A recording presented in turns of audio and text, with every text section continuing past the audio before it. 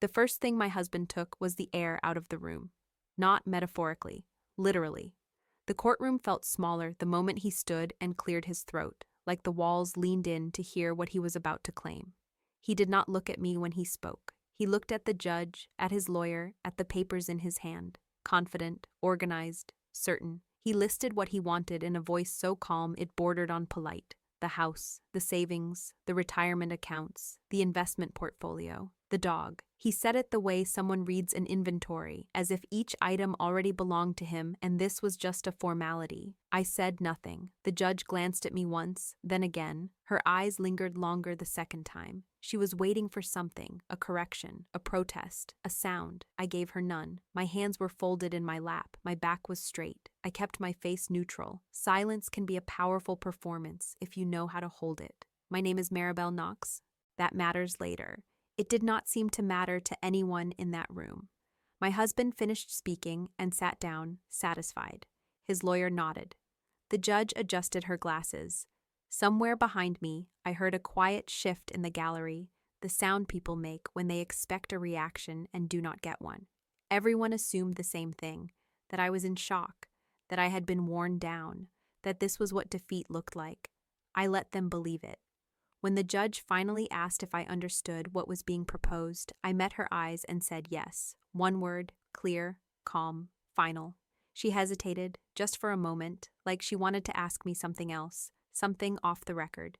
Then she nodded and moved on. The sound of her pen on paper felt louder than it should have. That was how it looked at the end, like I had given up. The truth is quieter. I met my husband when I was young enough to confuse admiration with love. He was older, confident, already convinced the world was going to reward him eventually. I was the kind of woman who believed effort mattered, that if you showed up consistently, things would balance out. In the beginning, he loved that about me. I was reliable. I remembered things. I filled in the gaps he did not see. Over time, that reliability turned into expectation, then into entitlement. I became background noise in my own life, the person who handled details so he could handle applause.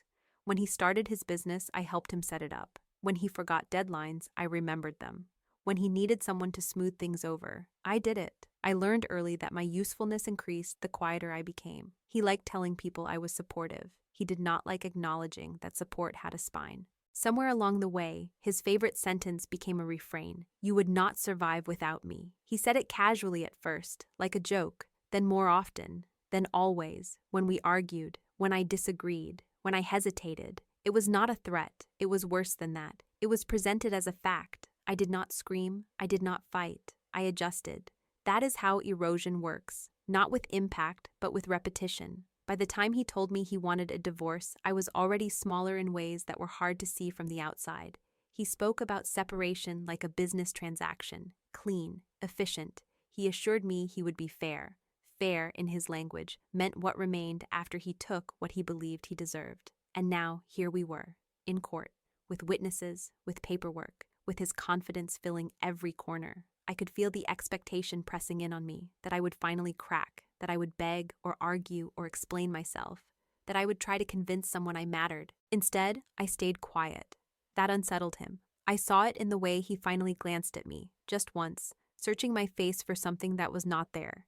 Fear, anger, desperation. He found none of it, only stillness. Everyone thought I was surrendering too easily. They were right about one thing. I was giving him everything he asked for. They were wrong about why. I did not disappear all at once. It happened in increments so small they felt harmless at the time. A task I took over because he was busy. A decision I deferred because he sounded so sure. A question I stopped asking because the answer always came with a sigh. Inside our marriage, I became operationally invisible, essential but unseen, like wiring in a wall. If it works, no one notices. If it fails, everyone blames it. I handled the finances because numbers made sense to me and irritated him. I organized the taxes because deadlines annoyed him. I managed the accounts, paid the vendors, reconciled statements late at night while he slept soundly beside me, convinced the world was bending toward his brilliance. He liked telling people he hated details. He liked even more that I loved them. What he never understood was that details remember things people forget. At first, the work felt like partnership. Then it felt like maintenance. Eventually, it felt like surveillance. The night everything shifted was unremarkable in every visible way. He came home late, tossed his keys on the counter, complained about a client, and fell asleep before the television finished its opening credits. I stayed up because I always did. There was a discrepancy I could not quite place, a small transfer that did not align with the pattern I knew by heart. I told myself it was nothing, then I checked again, then I opened another statement, then another. Time collapsed the way it does when truth begins to surface. I sat at the dining table with a cold cup of tea and followed the numbers where they led, not dramatically, not frantically, just steadily. The story they told did not match the one he performed so well in public. There were gaps, overlaps, movements that made sense only if you stopped believing the version of him that smiled for cameras and leaned back confidently at dinner parties. I did not panic. That surprised me later.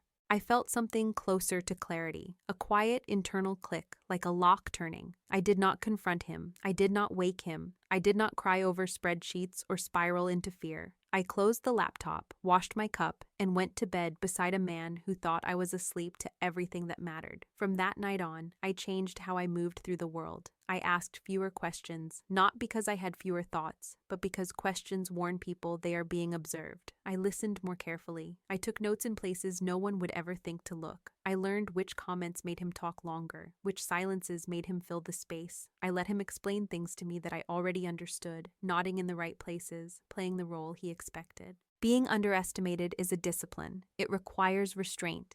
You have to swallow the impulse to correct, to clarify, to prove. You have to let people believe you are slower than you are, softer than you are, less informed than you are.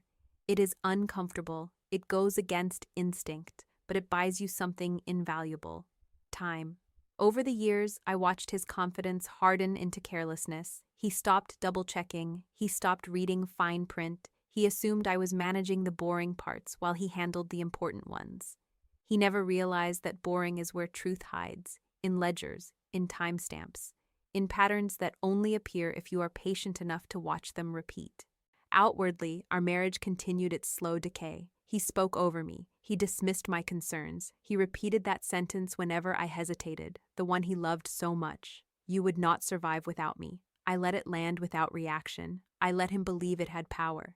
Inside, something else was growing. Not anger, not revenge, something colder and more durable. Understanding. I documented what I saw without interpretation. I did not label anything yet. I did not decide what it meant or what I would do with it.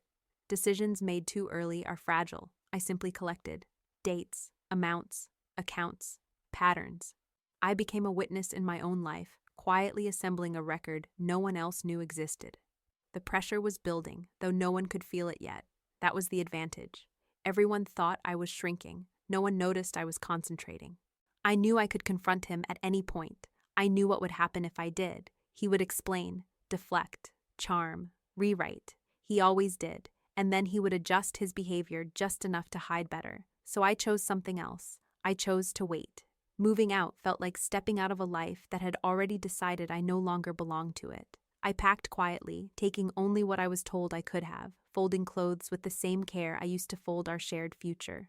He stood in the doorway once, arms crossed, watching me load boxes like a man supervising a delivery he had already paid for. He did not help. He did not need to. This was his victory lap. I moved into a smaller place across town, the kind of apartment people describe as temporary, even when they know it will not be. Friends called constantly. They were outraged on my behalf. They told me to get angry, to get aggressive, to get a better lawyer. They said I was being foolish, that I was letting him walk all over me, that I would regret being so passive. I listened, nodded, thanked them for caring, and did nothing they suggested. Concern can sound a lot like pressure when it is loud enough. His family was worse. They treated me like a woman who had failed a final exam everyone else passed. His mother asked if I had tried hard enough.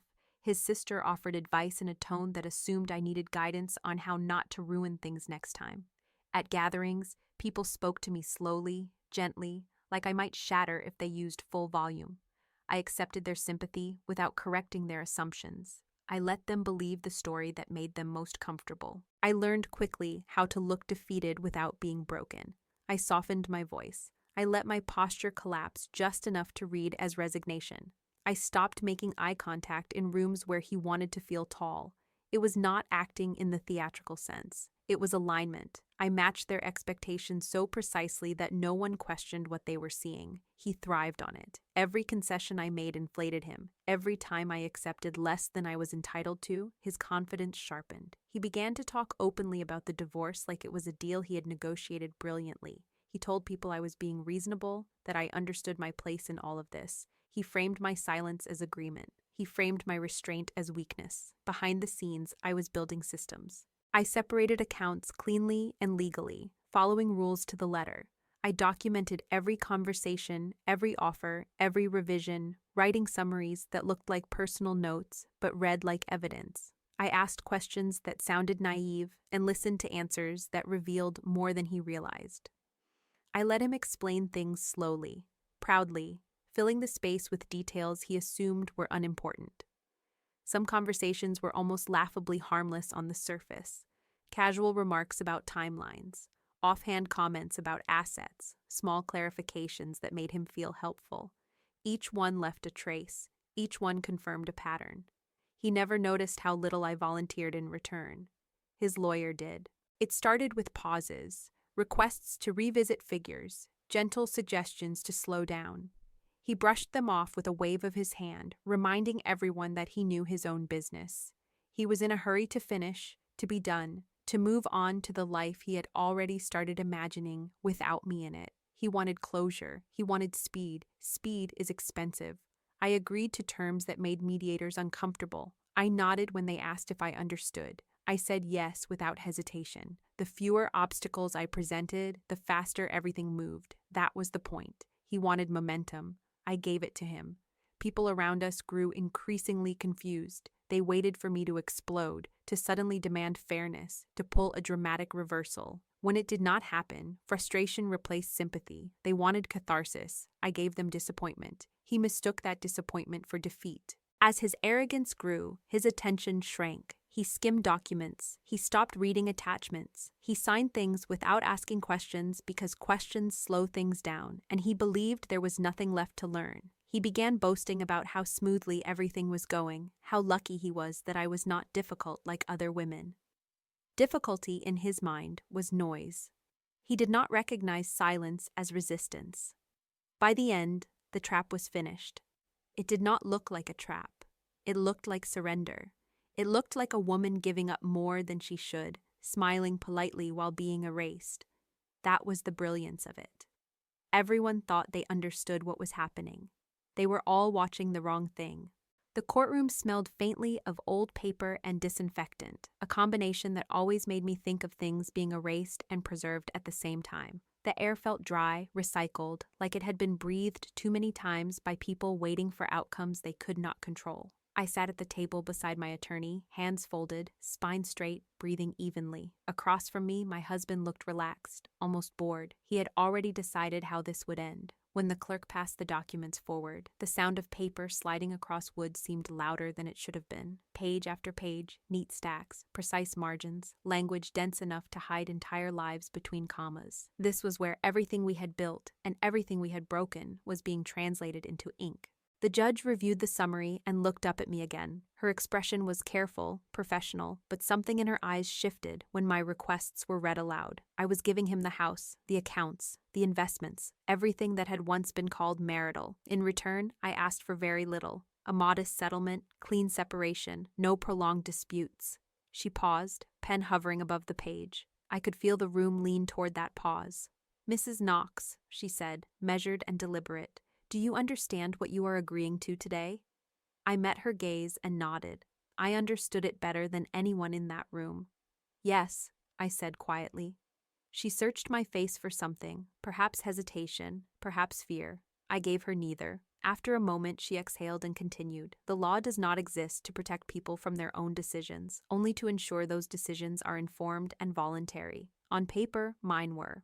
My husband did not look at me. He was already reaching for his pen, confidence humming through him like a current. He signed quickly, flipping pages with the impatience of someone eager to be finished. His watch caught the light as he moved, flashing briefly, arrogantly. I watched his hand, steady and sure, writing his name again and again as if repetition alone could reinforce ownership. When the papers came to me, I took my time. Not enough to draw attention, just enough to feel each page beneath my fingers.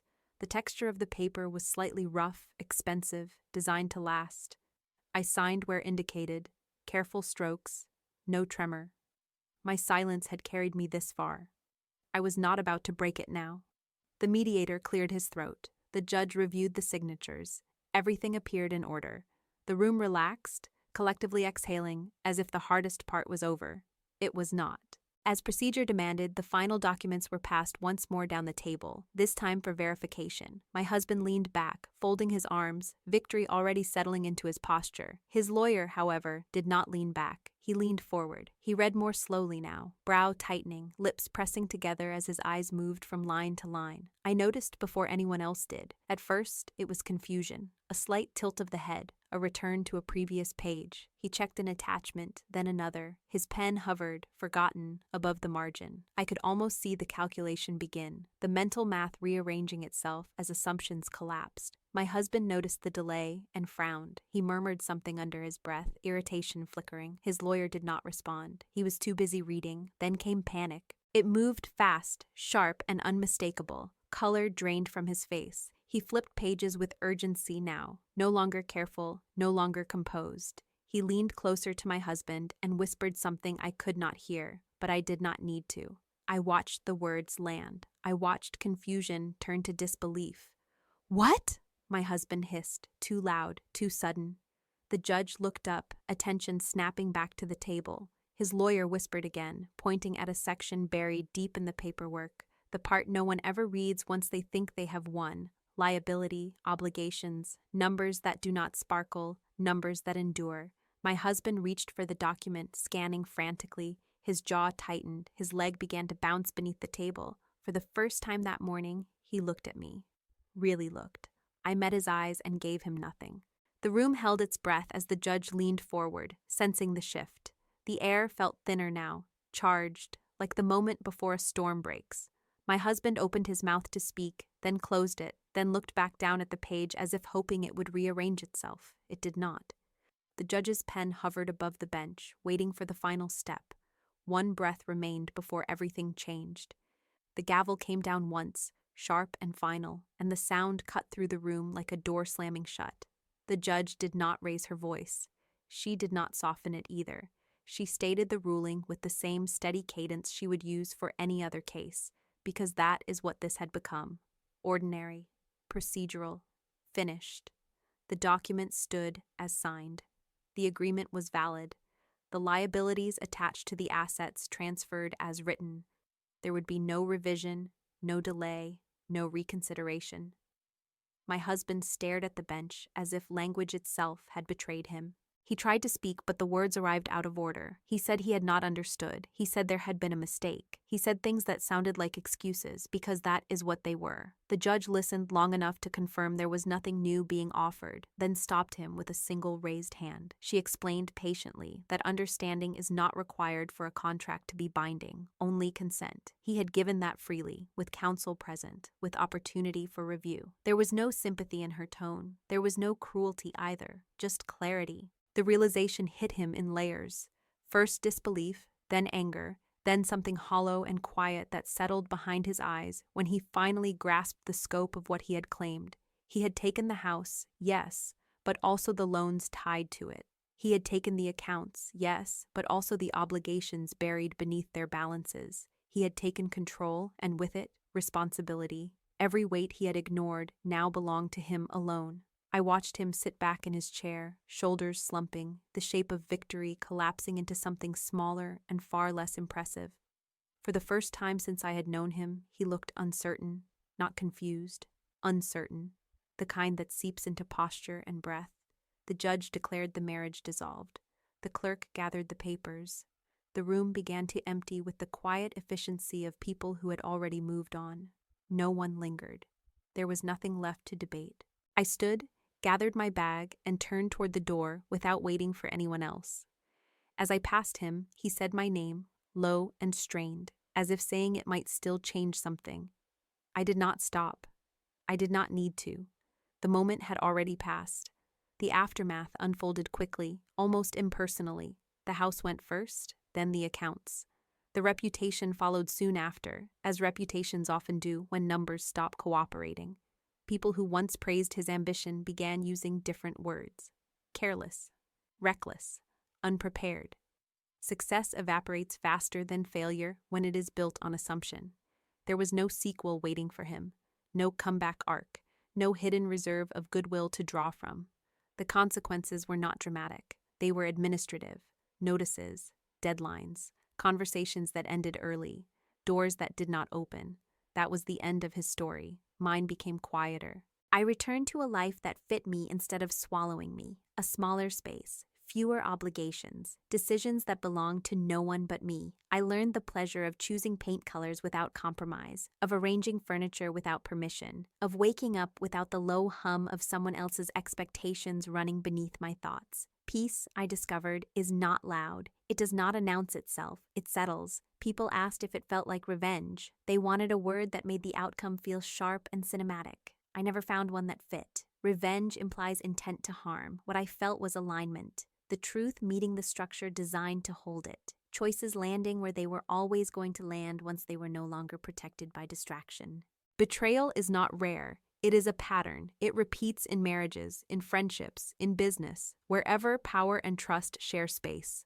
So does its resolution, not through shouting or spectacle, but through patience, through attention, through letting people take exactly what they ask for. I did not destroy him. He did that himself, line by line, signature by signature. I simply stopped standing in the way. Stories like this are everywhere. Most of them end quietly, long after the audience has stopped watching. The trick is not forcing the ending. The trick is waiting long enough for it to arrive on its own.